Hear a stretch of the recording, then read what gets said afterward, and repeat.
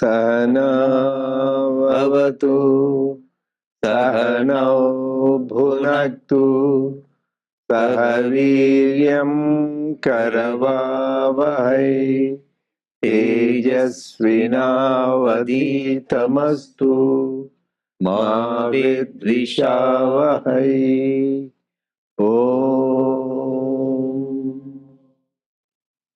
Shanti, Shanti, Shanti. May the Lord protect us. May He nourish us. May we acquire the capacity to study and understand the scriptures. May our study be brilliant, and may we not cavil at each other. Om, peace, peace, peace unto us all. Dear brothers and sisters, loving Sai Ram to all of you. We welcome everyone for the Satsang of Sri Sathya Sai Baba Center of Arcadia. We are doing the study circle now on Gita Vahini on the chapter 10. If you have the soft copy in the email, is page 45 of chapter 10. If you have a hard copy, depending on the edition, this edition it is page 86. So we'll be starting where books can best inform, that is the paragraph. But just I will try to summarize what we discussed in the last couple of sessions. So Swami was mentioning about the various types of yajna. People think of yajna only as fire sacrifices in the name of God. Like they are all yajnas, like Chandi yajna, Rudra yajna, and Ganapati yajna, and many yajnas are there. But that is not the yajnas where you need priests, we need fire, we need material, but there are many other types of yajnas. So, anybody can remember that? Yeah. So, like the Pitru yajna, thinking about gratitude to your parents and thinking of the ancestors. Yeah. And then Bhuta yajna, that is taking care of the animals, the ants, everything, that is Bhuta yajna. And worshipping God, that is Daiva yajna. And doing charities, that is Dravya yajna. So using money for good purposes, that is Dravya yajna. And then also Swadhyaya yajna, what we are doing, studying of the scriptures.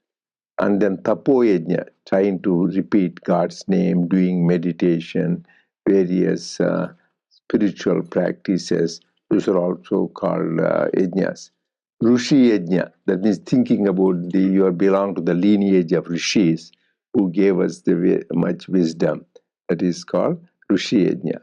But of all these things, the two things I said, the easiest and best. But Japa yajna, because in 10th chapter Vibhuti Yoga, Lord Krishna says, Yajnanam Japa yajñosmi. For all the yajnas, I am the Japa yajna. Yeah, at least good. That is what I want, participation, people. It is not, there is somebody say, oh, why do you ask questions? It's not quiz. It is, there is an active learning and passive learning. That means active learning means you are listening to what is happening and able. Passive learning goes 1 year, the other year. Swami, I remember Swami, whenever he gives discourses, after the discourse, sometimes he used to call some of us in the interview room and ask, how is my discourse? He doesn't need a certificate, but just to make that input. How is my everybody says, oh, very good, Swami, the most powerful discourse we ever heard, everything. Then they say, what did they say? So people are blank faced. That is why I used to, throughout the discourse, I used to register some points, 6, 7 points. Yeah, just 1, 2, 3. Then you know you are listening. Otherwise, you say it's good, but how do you know it is good? So it is active listening. So just to be able to remember what we have done. So these are the various yajnas. So yajnanam japa, just because japa yajna doesn't need anybody, anything, anywhere, anytime, any place you can repeat God's name, right? So that is one thing, nice japa yajna. But the highest, he says, jnana, everything is jnana yajna. So everything ends in jnana yajna. Because in the scripture, Shruti said, jnana devatu kaivalyam. Only through jnana to live liberation. So just you should have that, because everything leads ultimately to jnana. So that is what, and also Lord Krishna says, na jnanena sadrusham. There is nothing equivalent to jnana. What is jnana? Abheda darshanam jnanam, advaita darshanam jnanam. Jnanam is nothing special thing. So just only you see oneness. There is only one thing which is divine. As long as you see duality, two, that is blind.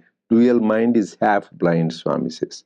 So only the real good vision is non-dual vision, Advaita Darshanam. So for that, last week Swami gave, so one of the slokas we talked about, chapter 4, sloka 34. How do you get jnanam?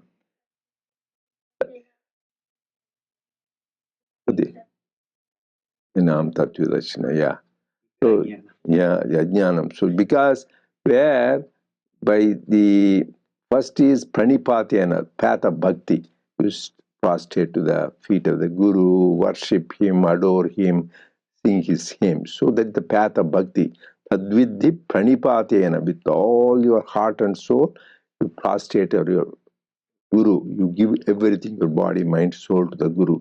That is important thing, or your God. For us, Guru and God is the same. So second is pariprashnena.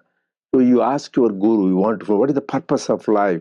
Why are we here? Self-inquiry. Prashna means question. People always ask some silly question just for curiosity. Pariprashna means really genuine question, sincerely. What is the purpose of life? Why are we here? And then you do the self-inquiry. So once the guru says, you should find out where you came from, where you are going. Find out who you are, what is your real nature. Then that is pariprashna, path of jnana. And pariprashnena sevaya. Seva means service, selfless service. You do the service. So the guru means guru is not just that body, not just Swami is the body. He is the immanent divinity. So whenever you do serve anybody, you are serving God. So sarva jiva namaskaram keshavam pratikachiti. Whoever you are serving goes to God. That's why Jesus said, famous quotation, when you see serve the least of your brethren, you are serving me. Whenever you do give food to the hungry, water to the thirsty, clothes to the needy people, or health care to the needy people, then you are serving really, it is going to God directly. So that way. So these three paths, you have the path of bhakti, devotion, path of jnana, and the path of service. All these three, and we practice all the three. Right now, we are studying Swami's teaching, that is path of jnana.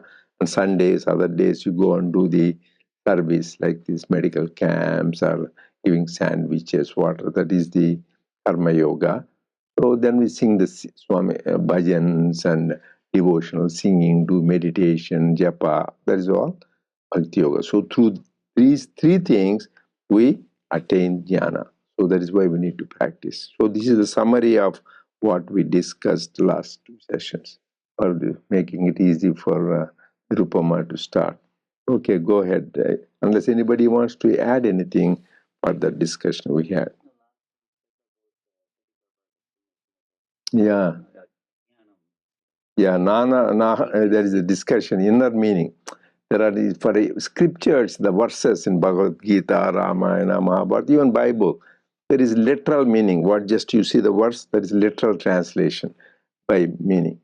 Then there is it's called Bhavartha, inner meaning. So what is the great teachers, great masters write that Swami Chinmayananda, Radha Krishna, so Max Muller, so many people write.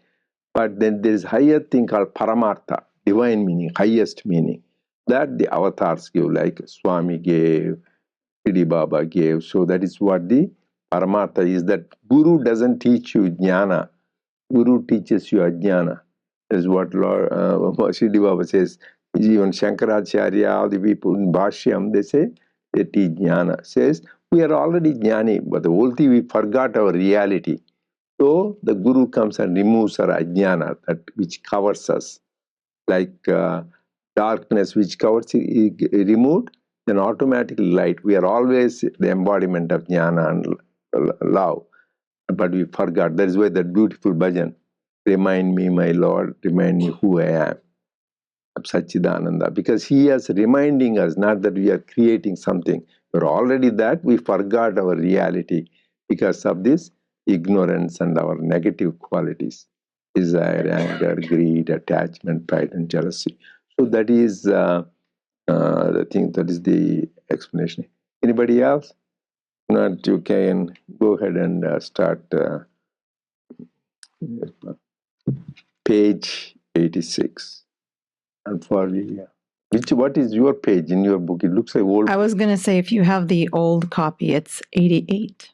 88? Yeah. Sairam. There are lakhs and lakhs of persons who are gurus in name only. All those in Geruwa are now gurus. Even those who smoke ganja are gurus. All those who indulge in discourses are gurus. All who write books are gurus. Wandering over the country and learning to argue, no one can claim the name. He should possess the power through direct experience to uplift the disciple and put him on the track of sadhana prescribed by Shastras. Of what use is argumentative skill? Whatever is said and done by him must have the sanction of the Shastras. Sprouting of things imbibed from books in long speeches, which move the listeners from one wave of excitement to another, does not make a guru. There may be heroes in lecturing, but they are zeros in sadhana and in the mystery of the spiritual field. They can be schoolmasters, but they cannot confer bhakti or point out the way of liberation. These gurus attain only that stage, and the sishyas who resort to them get just that. They have as much value as the books which contain all the matter that they pour forth. Many unwary sadhakas are attracted by the magic of words and the verbal gymnastics of such showy gurus. They may be called pundits, they may give lectures, but just because of this, they do not become entitled to grant the boon of jnana. That can only be done by avataras, devamsha shambhutas, and tattvavids who have realized the absolute.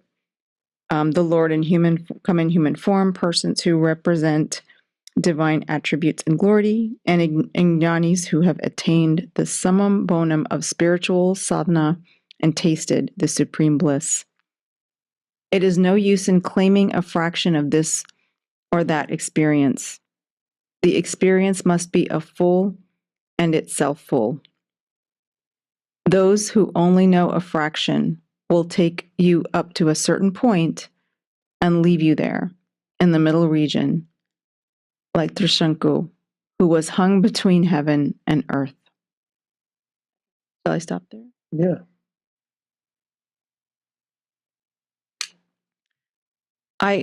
This kind of reminded me when I was reading this earlier. I just kind of quickly, I was looking for a business card to give to somebody, for a dentist actually, and I came across this business card that said "Head Lice Guru," which kind of made it. Whenever I see the word like guru and it's used in a different context than what we believe it to be, it always sort of, I laugh a little bit, but it kind of bothers me a little bit because of how a guru is defined. So I think here there's a clear definition about, and I think what Swami describes here is a lot of probably what we encounter all the time. I think especially if you go to India, there's always somebody in the Indian newspaper. I remember I used to kind of ask about the various babas that would have some event nearby, and my grandfather would just say, don't read about that or don't pay attention to them. But it's really important I think whenever people are teaching, I love that he stressed the need for the person to also have the experience, or to also to practically, to be very practical about how their teachings are, in their lives. And I think the story I always like is of Ramakrishna Paramahamsa, when a lady brought her child to him and asked her to tell him to stop eating sweets. So he said, come back in 3 days. And so she brings the child back in 3 days and said, why did I have to come back in 3 days? He said, well, if I'm going to tell your son to stop eating sweets, I had to stop eating sweets. So it's really just living that example. If you're going to give advice or give out any instruction, then you should also live that as well. Very, very good point. Yeah, that's why preach what you practice. As Swami, it reminds me just once you said that about Sri Ramakrishna, about Swami himself. So there was a professor, and he's a great man, spiritual seeker, but he has one weakness: snuff. I don't know how many of you know they do the snuff in the nose, go on doing. Chinmayananda Swami used to do that. They snuff things the whole time. Some of the sadhus do that, and you do that, and then he was handkerchief, and it was black. And Swami told him, "Hey, just did you see your thing? You are having that. It not only spoils your handkerchief, but even inside." Then next day, Swami those days used to eat pan, but it's so beautiful when Swami eats pan that actually like lipstick used to be very red, his lips, so beautiful. Actually, there's a part of the divine beauty. Even Mother, they describe that they have tambula purita mukhi, that means with the bitter lips. So he used, but then he did the same things. He wiped his handkerchief, there was a red stain.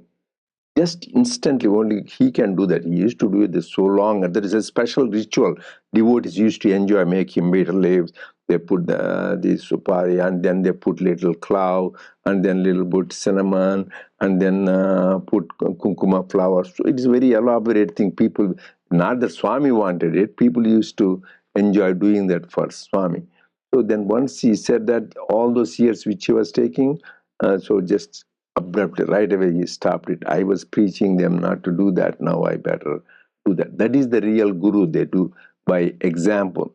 And unfortunately, there are so many fake gurus. Swami calls them they are Bada gurus, not Bodha gurus. Bada gurus mean people who cause pain to you, because they are blind leading the blind. And like Swami says, they tell you mantra in your ear, Chivulo mantram, chetulo dabbulu. So just teach the mantras and collect. You can see so many of these gurus for that video. I saw some $300. That particular audio, you just $100. They have for this Pad Namaskar, you have to put this Pada Puja, so much. So these are all after money. That is why Swami was so bad. That is why I said we are the most blessed and fortunate. You don't need to go to any guru, and God and Guru has come to us. So it is so much of a punya, so much of a good karma, previous lives, we have the guru. It is not easy. So many people go to fake gurus and get misled, waste their life and time, because the guru is blind, he doesn't know, and he teaches. But whereas a great guru, he teaches. So like Sri Ramakrishna, she was talking about, Swami Vivekananda, he was very highly intellectual. He read all the scriptures, the Upanishads, even Western philosophy, and all those Plato, Socrates, all those great people were Homer. So, but he had an inquiry. He was more into logic. So anybody says God exists, like those days there were great people like Ishwara Chandra Vidyasagar, Keshav Chandra Sen, lot of great intellectuals of those days. They used to give lectures, they have samajas, they used to write. Then straight he used to go, God exists, yes. Did you see God? They said no. So then how do you know it exists? So it goes on, everybody used to ask the question, God is there. So did you see him? Then they keep quiet, then say, that means you are just telling by your indirect knowledge, reading books or listening. Then she goes to Sri Ramakrishna Paramasa. He asks him, he says, God exists? Did you see God? he authoritatively says, I have seen God. Not only I see him as clearly as I see you, even more clearly, more brighter, clear. I talk to my mother. I talk to God, Kali, Mother Kali. So, and one time he shows also, it is not, oh, he says, you are imagining there is a statue. No, he says, puts a card on the, no, it is breathing. So that kind of experience, that is why then he suddenly, only person who came across, say, I saw God and talked to God and experienced God. That is why these gurus can transmit you spiritual knowledge. He says, when he questioned, he touched him, just touched him, that's all. No mantra, nothing. Just he was completely went into samadhi state, completely oblivious of the whole world and body consciousness.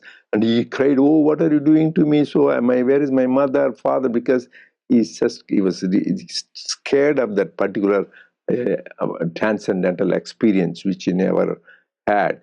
So that is what the real guru is. He can transmit spirituality. And Swami is the same. So when you are in his presence, you are in bliss. So that is the guru. So we repeatedly express gratitude and not to get distracted. Go to, you can hear holy people, nothing wrong, touch, but not to get established. Yes, that one pointedness. That is why Lord Krishna says, Vyavasayatmika buddhi. Just be one pointed. Anything in life you want to achieve, as Swami Vivekananda used to emphasize, the greatest people who achieve anything is people with one pointedness. Now people have scattered brain. So the other day my grandson was telling, oh, 10 minutes, oh, that's too long. People now, the only thing is about 3 minutes, not even 3 minutes, shorts. How long is shorts? Is even 1 minute. 1 minute shorts. Yeah, that means you more and more the attention span is going down, down, down. Finally, no attention. So that is very, in the old days, the thousands of years they do, parents, okay, few years. That is why Swami, now I understand why Swami said 11 seconds, you can focus, I will appear before you. So this attention span is constant practice. We need to have that. Because people, in the name of multitasking, they do two things, they neither cannot accomplish anything because they are not doing. That is why this one point and is very much emphasized by great masters like Sri Krishna, Swami Vivekananda. That is why. So let us not get deluded by these fake gurus. Anyway, we don't need to worry about. And we have Swami. Anybody else has any comments or question? There is a couple of points. Sometimes when we're discussing with people, they said, oh, we go because Swami is not there, so we need someone to help us to, get knowledge. Because of that, they go to other gurus and stuff. That's what I heard. I said, the moment you think Swami is not there, then definitely we did not understand first all the things what Swami has actually given to us. So, yeah, sometimes it's physically people feel that kind of thing. And we don't need to really think like that. We just need to put. I see Haiman is one example. Continuously, she goes on listening to that Swami's discourse. And what happens is that it just tells us you feel that Swami is there with you. So you can feel that it's always Swami has left us so much, and Swami is definitely there. Possibly we cannot see it, it's our problem, but even for that also he has given a solution. So we have lot of Swami's materials, and we can hear his voice, we can really talk to him. And there are people we have seen that they feel Swami's presence. And in Sai Prem itself, we have seen so many people seeing Swami. So it is up to us how we can really grow grow ourselves inside, so that we can really have the conversation with our inner Swami. Second, another thing is that there are so many gurus today. The major thing is that when we go everywhere, we are, as Dr. Reddy said, we are not able to concentrate. So we don't even read what Swami has given, what it is. And then we are going in all the places and hearing things, and we are not even sure what is correct or wrong. So we are more confused now. So it's better to actually stick to what we believe in, what we experienced, and be firm with one pointed devotion to Him. Because one small example I would tell you, this is just Swami himself. I used to run behind like different pictures. I used to collect so many pictures of Swami when I was so little, and I really, any picture I see, I feel in love, fell in love with him, and I want that picture. One time, Swami came in my dream and scolded me like anything and said, "No," and then only one picture. His own picture itself, he's saying only one picture, and you have to only think about that all the time. So that tells us that how much importance we have to give the one pointedness in our life.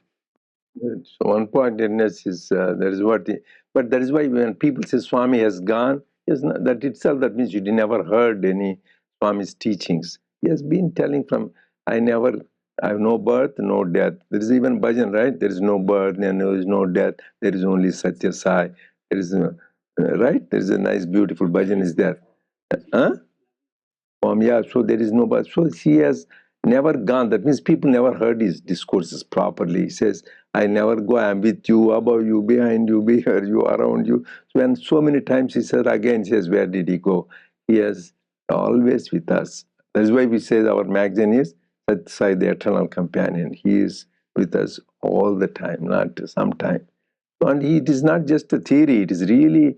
I went to Peru 2 months ago. They said the lady, she says, physically, not in a picture, physically in flesh and blood, she saw Swami, and she guided her. And the same thing in Kenya, somebody saw her, Swami sitting in the chair, Swami supporting one of the senior leaders. So anyway, in Germany, I heard so many places, Swami is with, appears in flesh and blood. Because he is the omnipresent, there's only one God. So that is a wrong concept. We need to dive deep into Swami's teachings, and all these doubts won't come. You have another question, Chiranjeevi? Multiple questions. He says that clearly stick to one or two teachings of one guru.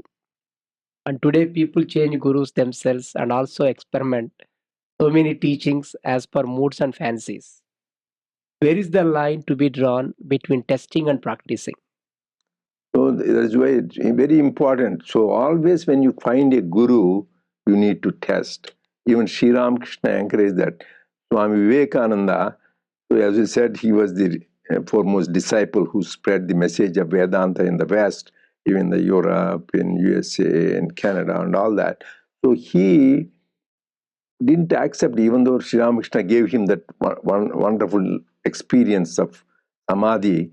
So he had a doubt, because Sri Ramakrishna, two things he always used, people be careful, spiritual seekers, kamini, kanchana, because these are the two pitfalls for a spiritual seeker. That is translated lust and greed, because most of the people spiritual path fall down because of greed. They want, even some of these swamis, yogis, they want to build big ashram, collect money, so much this. So in the name of spirituality, they collect money, greed.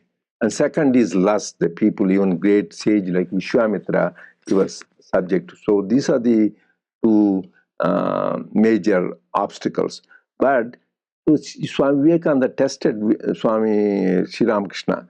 Says, he really says, because Sri Ramakrishna one time went to a Ganges and he took one hand gold and one hand is the clay. So for me, both are same, and he threw them both in Ganges. So for me, gold and clay are same. So he was really, Vivekananda wanted to test one day without the knowledge of Sri Ramakrishna. When he was away, underneath the bed sheet, underneath he put some coins, gold coins, just to test whether really he says that he just is a fake. Some people can talk about that. So then Sri Ramakrishna, as soon as he lied down on the bed, so, oh, there is something crawling, ants, there's, my body is burning. He was uncomfortable. Then he took out the bedsheet, did that, that coins came. Then poor Vivekananda, he felt so ashamed. So he was testing his guru. and also about his relation with his consort Sharda Devi. So people need to test. Swami also said, don't blindly believe. In the beginning, you come test. Swami says that when you put the picture, when you put in a nail, otherwise you may fall. You do it, swing it like good. Test. You are testing whether it stays. But after testing, then go on, don't doubt. Once you test and believe, yes, he is my guru, my God, then don't go on changing. That means you are fickle-minded. You are, as he said, samshayatma vinashyasi. Man with doubts will perish. You can't go on doubting forever.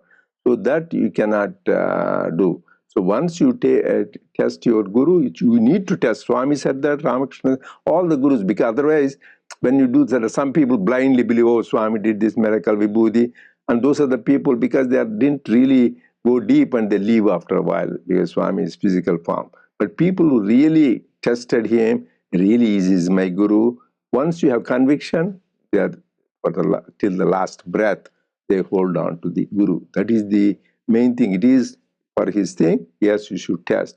But don't go on changing the guru, because that is like digging holes into the things. Like Swami said, you dig a hole one place to get the water, and then no water after 10 feet, another hole 10 feet, another hole, like 10 holes in the whole place, and no water. But in the same place, we hit down 100 feet, the same thing, we hit water. Same thing in spirituality, this one pointedness, one name and one form, as he was telling, is important in the beginning. But ultimately, when you really evolve, there is all names, all forms are his only. Even the so-called fake, everything is him, God only.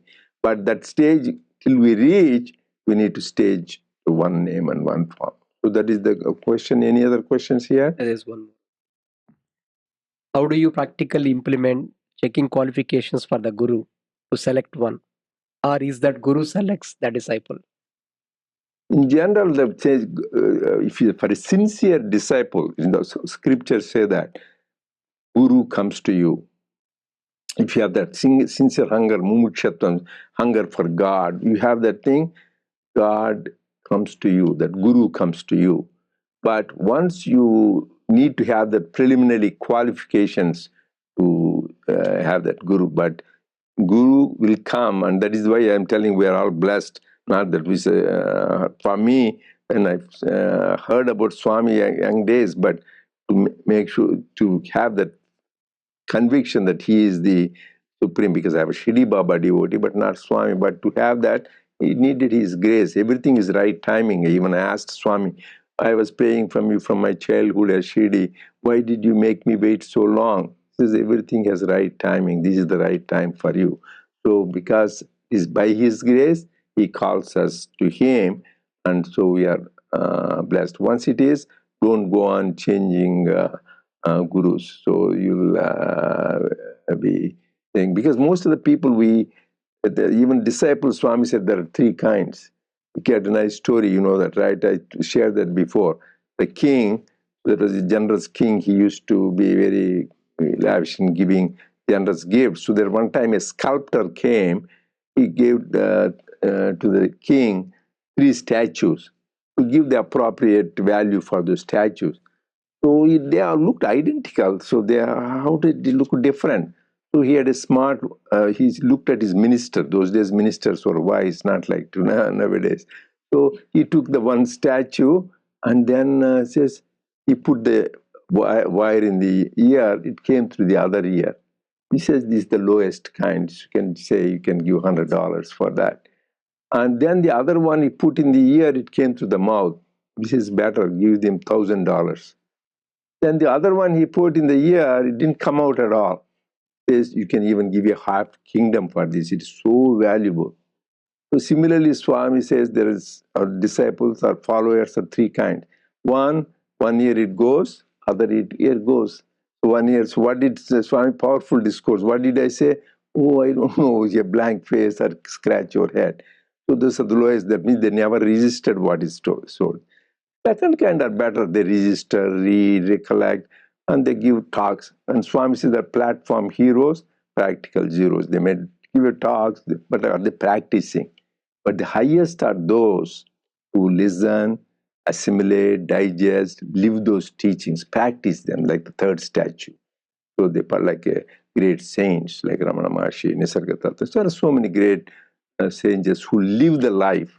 So that is the what we should do. So important is Shravanam, listening, and Manana contemplating, and Nididhyasana, third step is important, putting into practice is teaching. So that is the real good disciple. So coming back to that, so you need to, you can test your guru, but once you tested, accepted him, don't go on every test. Some people say, Swami, if he looks at me, then next, again another time after again another test. You don't go on doing that. So just do that one time and convinced, and then follow that. And just follow his teaching. That is the best. So he finished his questions. That is it. Good. Okay, so we'll continue next week.